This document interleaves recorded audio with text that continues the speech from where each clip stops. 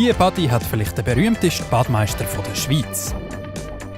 Ja, wir fühlen uns schon ein bisschen geehrt, dass wir jetzt einen Olympiasieger als Badmeister haben. Das ist schon so, ja. Wir hoffen natürlich, wir können den noch ein bisschen behalten, gell? 2014 ist er im Bobsport Olympiasieger geworden. Heute ist Badi Herisau das Reich von Beat Hefti. Das Wasser ist kalt, aber hat doch 26 Grad, ne? Mal, das ist doch angenehm.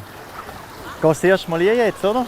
Wie aber kommt ein Ex-Spitzensportler auf die Idee, Badmeister zu werden? Es passt sehr gut zu dem, was ich im Winter mache, zum Bobfahren, weil es auch saisonal ist. Und so habe ich wirklich sehr, sehr viel Zeit gewonnen, um im Winter dann, wieder Zeit zu haben, um meine Bob-Events zu machen und die Fahrt in St. Moritz und Innsbruck zu machen. Besonders wichtig ist an Beat Hefti der Kontakt zu den Jungen. Seine TikTok-Videos aus der Badi haben teils über 100'000 Views. Ich freue mich, wenn ihr vorbeikommt. Ciao zusammen. Seit er und seine Frau hier in Herisau die Leitung übernommen haben, wird die Badi immer beliebter. Könnt ihr nicht durchlaufen, bitte? Überall ist Action. Könnt draussen rumlaufen, das ist zum Abrutschen hier. Die Rutschbahn, wie könnte es anders sein, ist einer der Lieblingsorte von Beat Hefti. Ja, ist wie im Eiskanal. Man sitzend runterfahren, nicht auf dem Bauch, wenn es geht. Wenn ich es einmal sehe, dann muss ich es einmal wieder sagen zwischen die. Sie gehen natürlich gerne Kopf voran, aber das ist so ein bisschen gefährlich. Neu gibt es in der Badi eine Sportbar. Heute ist die Zeit, um ein bisschen in Erinnerungen zu schwelgen. Haben Sie das gemacht? Ja, Olympiasieger bin ich geworden. 2014. Ist das geil, so schnell fahren? Das ist mega cool. Das ist auch Böppeln. Das ist auch mal Bob, mit einem Plastikbob gefahren.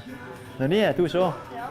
Das ist einfach ein bisschen schneller. Das ist genau das Gleiche. Klar, als Badmeister muss man gewisse Regeln durchsetzen. Raus mit dem Ring! Ich habe halt Trillerpfeifen irgendwo, aber nicht im Hosensack jetzt. Aber der Beat Hefti ist eben viel mehr als einfach nur streng. Für viele ist er ein Vorbild. Ja, ich glaube, wenn die Leute sehen, dass man es zusammen nimmt, dann nehmen sie die Sachen auch wieder zusammen und lassen es nicht wicken. Mit einem Olympiasieger den Sommer verbringen.